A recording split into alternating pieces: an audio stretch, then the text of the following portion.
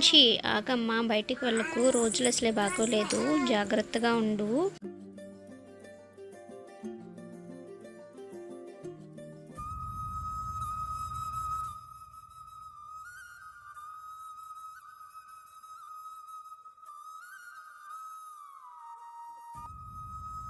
పిన్ని, జాగ్రత్తగా చెప్పాల్సింది చెల్లి కాదు, మరి వాడికి.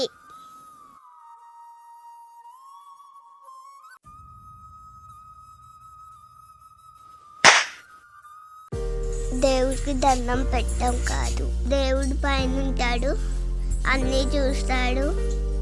నువ్వు ఇలాంటి యాసలు వేస్తే కొడతాడు. ఓకే చెల్లి, సారీ వర్షం.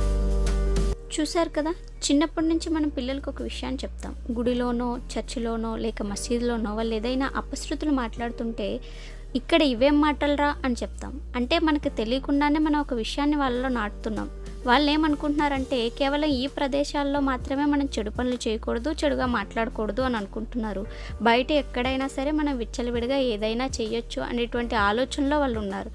కానీ భగవద్గీత కానీ, బైబిల్ కానీ, ఖురాన్ కానీ ఏం తెలియజేస్తున్నాయనంటే సర్వతః పాణిపాదం, యెహోవా కన్నులు ప్రతి స్థలము మీద ఉండును, అల్లాహ్ ప్రతిదీ వింటున్నాడు, చూస్తున్నాడు. అంటే ప్రతి గ్రంథం కూడా ఆ యూనివర్సల్ అబ్జర్వేషన్ ప్రతి చోట ఉంటుంది అనేటువంటి విషయాన్ని తెలియజేస్తున్నాయి. ఎప్పుడైతే మనం చిన్ననాటి నుంచి ఈ స్పృహని పిల్లల మైండ్లో నాటగలుగుతామో అప్పుడు ఇలాంటి అఘాయిత్యాలు జరగకుండా, మరెన్నడూ చూడకుండా ఉండేటువంటి జాగ్రత్తను మనం తీసుకోగలుగుతాం. కాబట్టి ఇక నుంచి ఆ యూనివర్సల్ అబ్జర్వేషన్ ప్రతి చోట, ప్రతి వేళ మనపై పనిచేస్తుంది అనేటువంటి విషయాన్ని మనం తెలుసుకోవడంతో పాటు అందరికీ తెలియచేద్దాం. ఇటువంటివి మరొకసారి జరగకుండా జాగ్రత్త పడదాం. జై హింద్.